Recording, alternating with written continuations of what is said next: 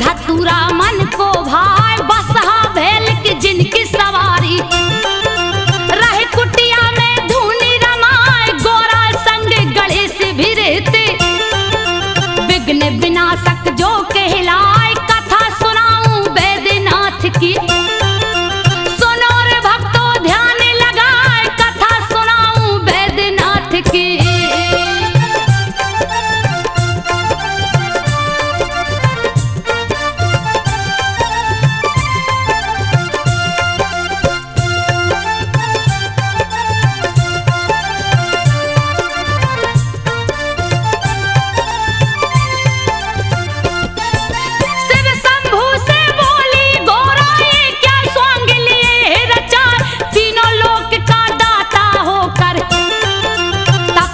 कालिया भेष बनाए सुन के उल्हना तब गोरा की सोने का महल दिया बनवाए गृह प्रवेश करने को शिव जी विश्वेश्वर को लिया बुलाए रावण जिसका बेटा लगता के कसी जिसकी पत्नी कहाए विश्वेश्वर के संग के कसी स्वर्ग महल में गई समाए पूजा का जब हुआ समापन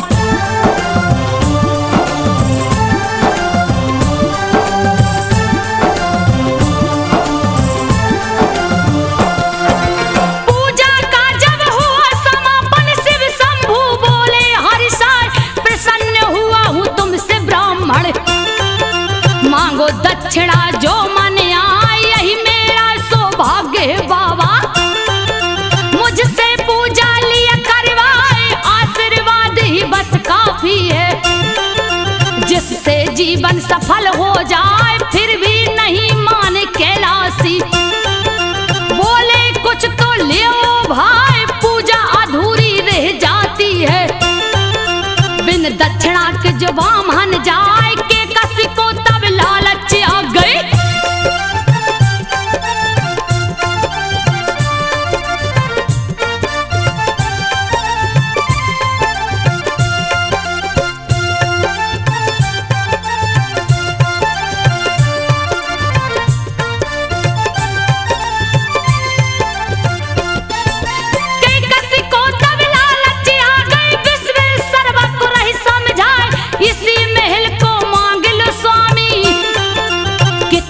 सुंदर रहा दिखाए विश्वेश्वर ने टाल न चाहा अड़ गई वो जिद पे है आए विवश होकर पंडित राज ने शिव जी से बोला सब चाहे दक्षिणा में यह महल दीजिए मेरे मन को गई है भाई तथास्तु कह करके शिव जी ने मन ही मन में रहे मुस्काए पार्वती तब क्रोधित हो गई।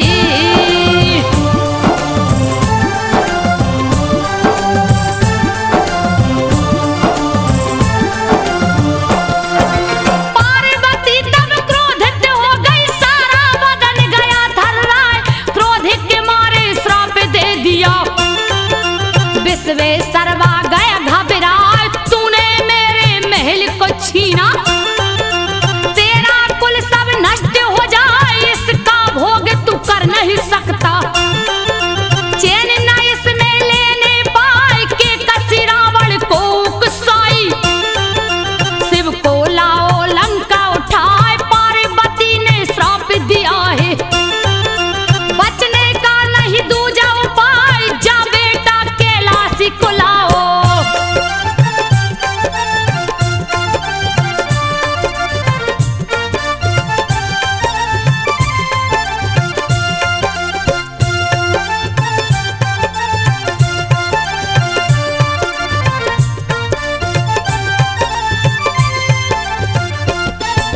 जा बेटा कैलाशी को लाओ, नहीं तो लंका ध्वस्त हो जाए, नहीं ऐसा जो करोगे बेटा कोई भी कुल में बच ना पाए, सच कहती हूँ तुमसे बेटा।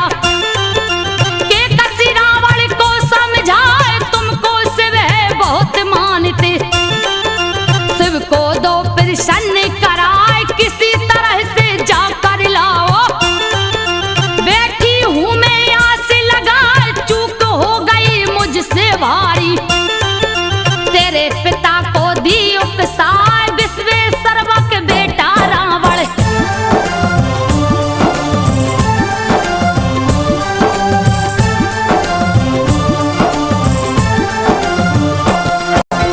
विश्वेश्वरवा का बेटा रावण, जिसकी भक्ति कहीं न जाए, निस दिन शिव का पूजन करने लंका से कैलाश को जाए, एक दिन रास्ते में नारद ने मति रावण की दियो घुमाए, बोले नारद जब रावण से लावो शिव को लंका उठाए, अजर अमर हो जाओगे तुम। बात गई रावण को भाई, जा पहुंचा कैलाशपुरी में, शिव शंभू का ध्यान लगाए, शिव शंभू थे ध्यान मगन में।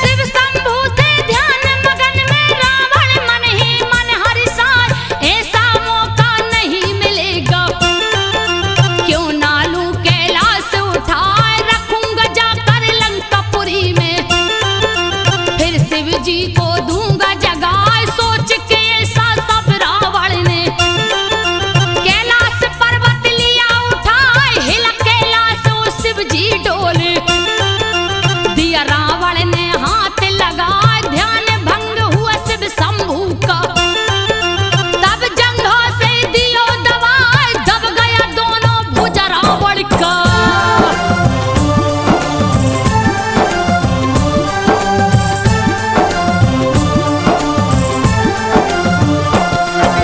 दब गया दोनों भुजा रावण का, दर्द के मारे रहो चिल्लाए, वहीं पे नारद जी आ पहुंचे, नारायण का ध्यान लगाए, क्रोध में आके रावण बोला, नारद कोई खोजो पाए, नारद जी तब हंस कर बोले, शिव जी का लो ध्यान लगाए, शिव के कोप से शिव ही बचाए, दूजा नहीं है कोई उपाय, कैसे करूं मैं पूजा शिव का, दोनों हाथ फंसा मेरे हाय, पूजा नहीं तो भजन करो तुम्हें।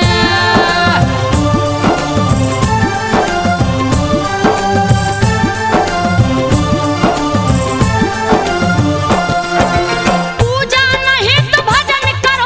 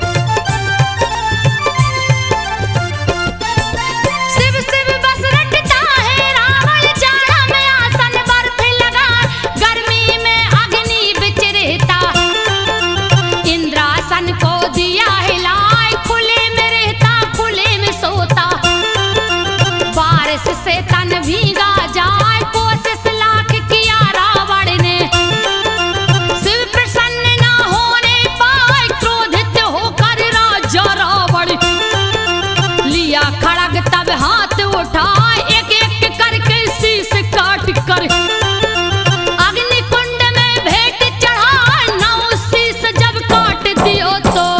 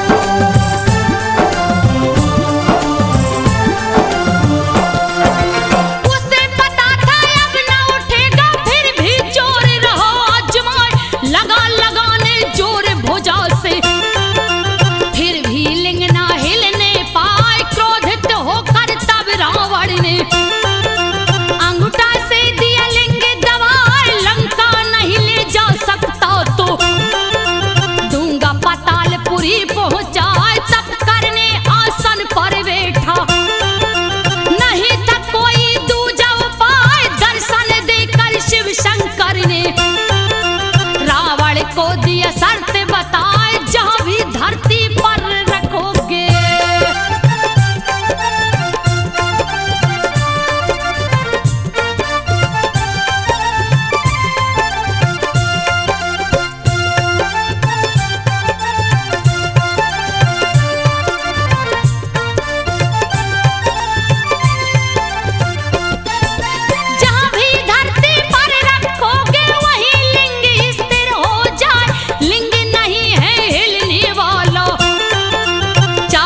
जितना जोर लगाए, लौट जाओ अब लंका रावण।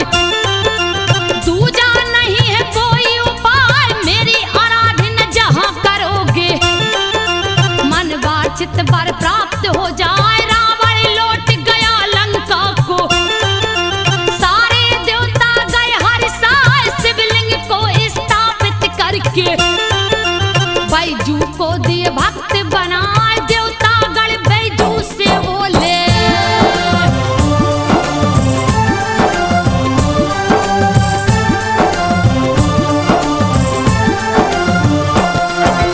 देवता गण बैजू से बोले, जो गंगा जल शिव को चढ़ाए, अन्य धन सब दुगना हो जावे।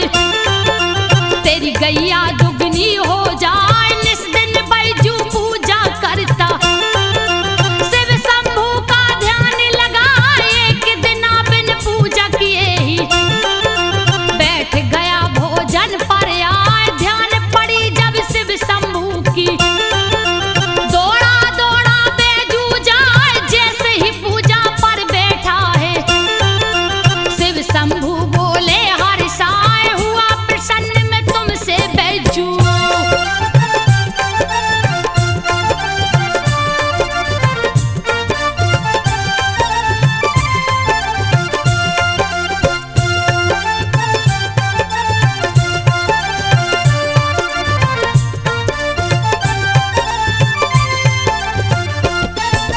हुआ प्रसन्न मैं तुमसे बैजू, मांगो वर जो दिल में आए। ऐसा वर दो मुझको बाबा, मेरा नाम अमर हो जाए। यो मत शिव जी बोले हैं। बैजू मन ही मन मुस्काए, पहले बैजू नाम तुम्हारा, पीछे नाम मेरा जुड़ जाए। युग युग तक यह पावन धरती बैजनाथ का धाम कहाए। हुमनी तो होकर रहती है, लेख कर्म का मेट न पाए। राज छिपा एक और है इसमें,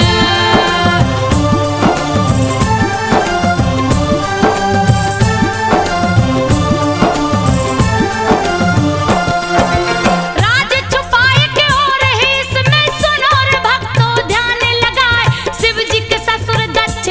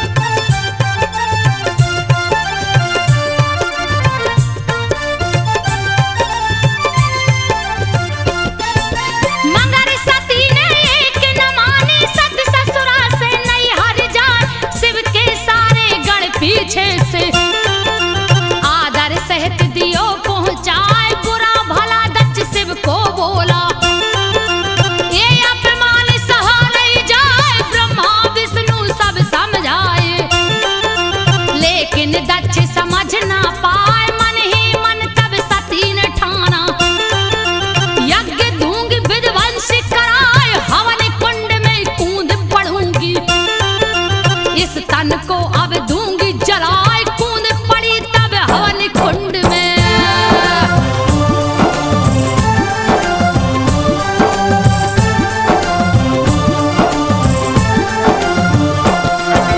कूद पड़ी जब हवन कुंड में, अग्नि डर से भागी जाए, योगाग्नि को प्रकट किया तब सती ने तन को दिया जलाए, मची तबाही यज्ञशाला में।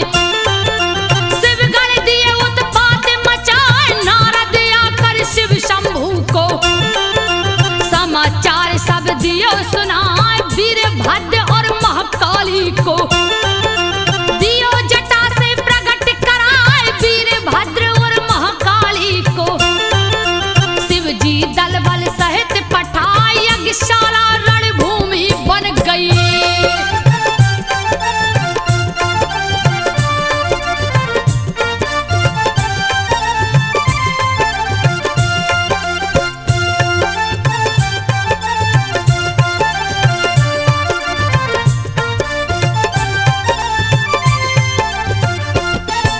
यज्ञशाला रणभूमि बन गई, जिसकी वर्णन कही न जाए, काले लगा प्रत्यक्ष नाचने, दक्ष की सेना भाग पराई, शिव के गढ़ सब क्रोधित हो गए, यज्ञ का दिए नाम मिटाए, माया में बसीभूत शिव ने सत के शव को लिया उठाए, मोह भंग होके से शिव का देवता सभी समझ ना पाए, विष्णु ने तब चक्र सुदर्शन सत्य के शव पर दिया चलाए, विष्णु ने तब चक्र सुदर्शन।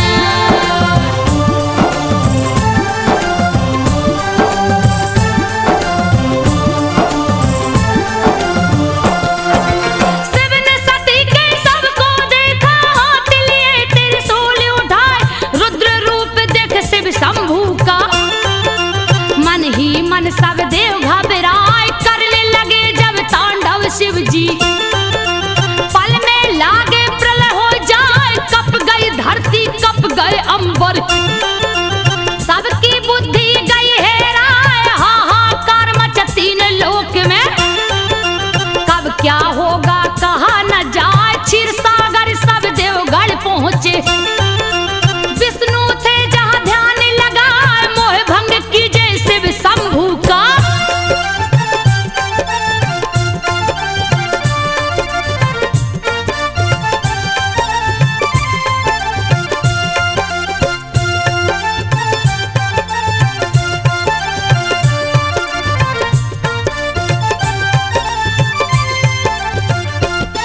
तो मोह भंग कीजे शिव शंभू का, तीजा नेत्र कहीं खुल जाए, जल जाएगा धरती अंबर, जल्दी कीजिए कोई उपाय, बादल गरजे बिजली चमके, हवा बहने लगे साए साए, आंधी तूफान ओला वृष्टि से, सृष्टि कहिए ढक ना जाए, सुन के चक्र सुदर्शन धारी, देखा शिव को ध्यान लगाए, गगन में देखा शिव शंभू को, विचरत सती के सवे उठाए, गगन में देखा शिव शंभू को।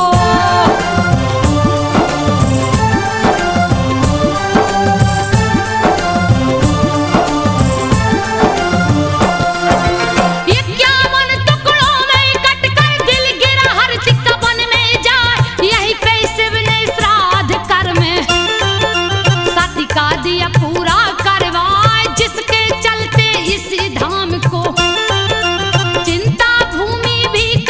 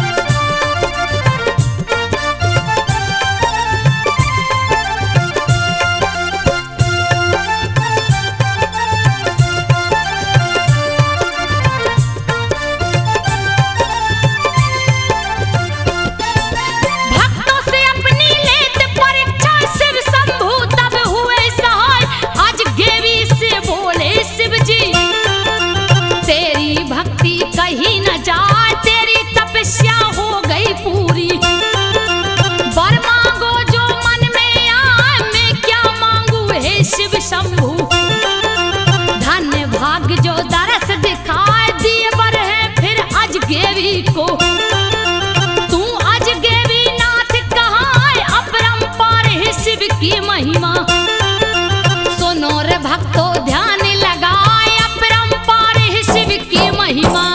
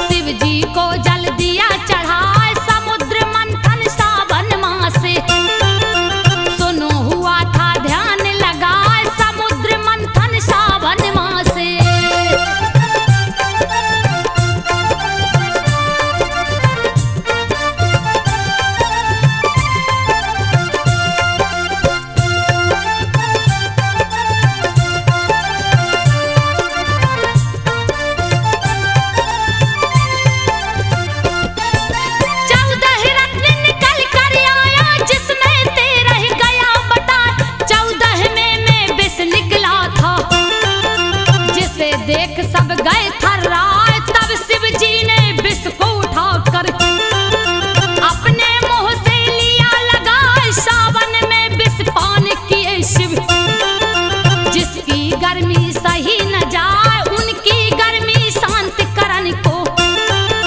सावन में जल सभी चढ़ाए, शुरू हुई कांवर की परंपरा।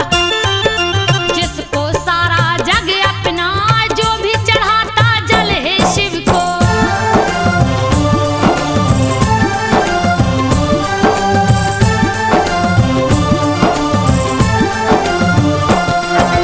बड़ी विभीषण काल पड़ गया, प्राणी त्राहि माम चिल्लाए। तपने लग गई धरती माता, कहीं ना पानी दिखने पाए। पेड़ पौधे सब सूखन लागे, कोप सूरज का बढ़ता जाए। धरती के सारे प्राणी तो भूख के मारे गए घबराए। व्याकुल होकर भक्त वासुकी लिया हाथ को डाल उठाए। चीरने लगा धरती का सीना, कंद मूल ना दिखने पाए। फिर भी हार न माने वासुकी।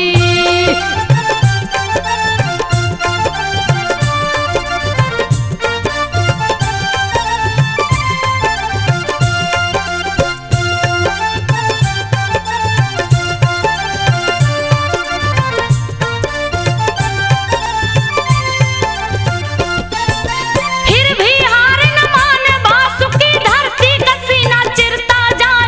खून से लटपट हुआ कुदाली, शिवलिंग से गए हैं टकरा।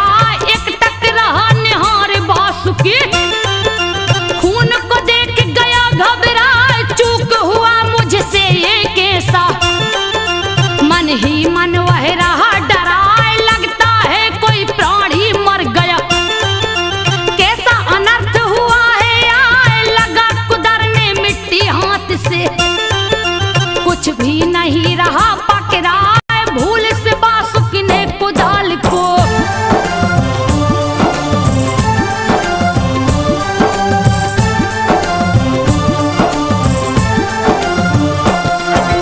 भूल से वासुकी ने कुदाल को शिव के मस्तक दिया चलाए। प्रकट हुए कैलाश के वासी, वासुकी कुछ भी समझ न पाए। मस्तक फटा पड़ा था शिव का, देख के भक्त गया घबराए। डर के मारे थर थर कांपे, कुछ भी उसको समझ न आए। प्रकट हुए कैलाश के वासी, वासुकी से बोले मुस्काए। मांग लो वर जो चाहो बेटा, जो भी तेरे मन में आए। हे प्रभु जी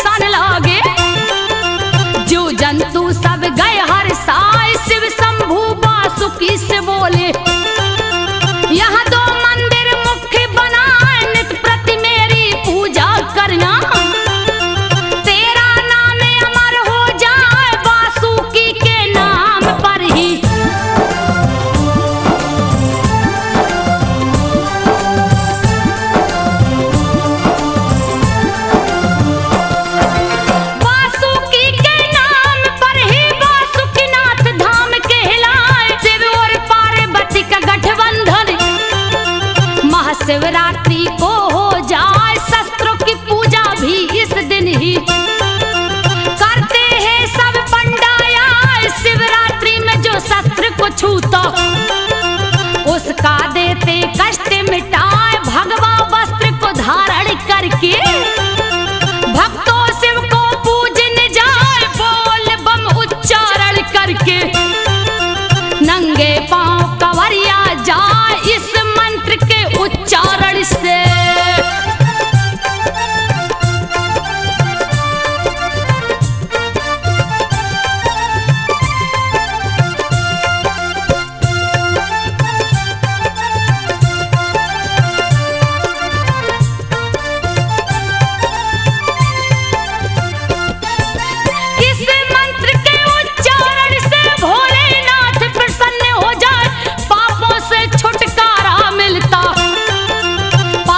भी शिव धाम को जाए जो भी ज्योतिर्लिंग को छूता, देते उसकी बिगड़ी बनाए पुत्रहीन को लड़का होता। निर्धन भी धनवान हो जाए रोगी प्राणी स्वस्थ हो जाता, देते शिव जी रोग मिटाए धन हो जाता है वह प्राणी। जो भी कांवर शिव को चढ़ाए अश्वमेघ यज्ञ का पुण्य होता।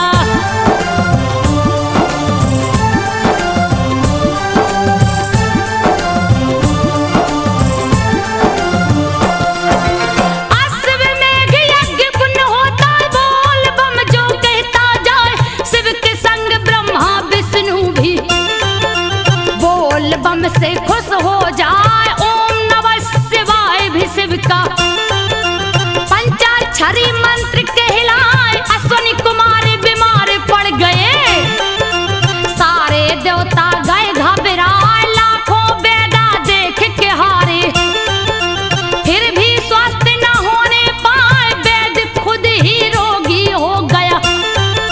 कोई दवा समझ ना पाए, व्याकुल हो गई भार्या उसकी।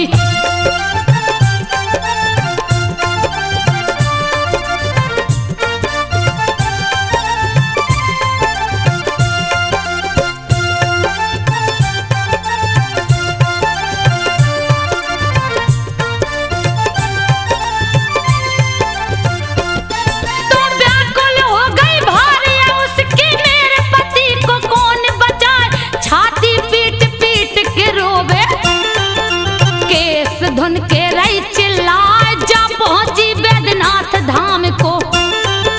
शिव जी आसन जहां लगाए सर को झुका के शिव से बोली, लीजिए पति की जान बचा, थक हार गई आई शरण में। शिव शंभू ने लिया उठाए, अश्वनी कुमार स्वस्थ हो गए।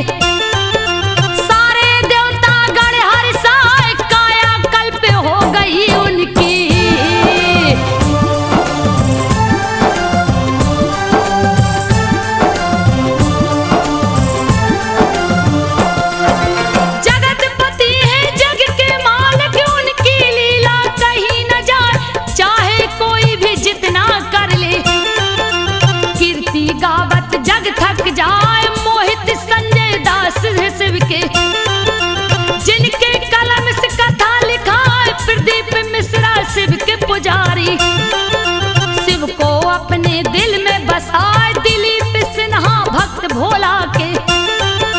कांवर ले देव घर को जाए संजू बघेल जगावेगा था। शिव शंभू को शीश झुकाए संजू बघेल गाथा गावे। शिव शंभू को शीश झुकाए, सुन लो भक्तों ध्यान लगाए। संजो शिव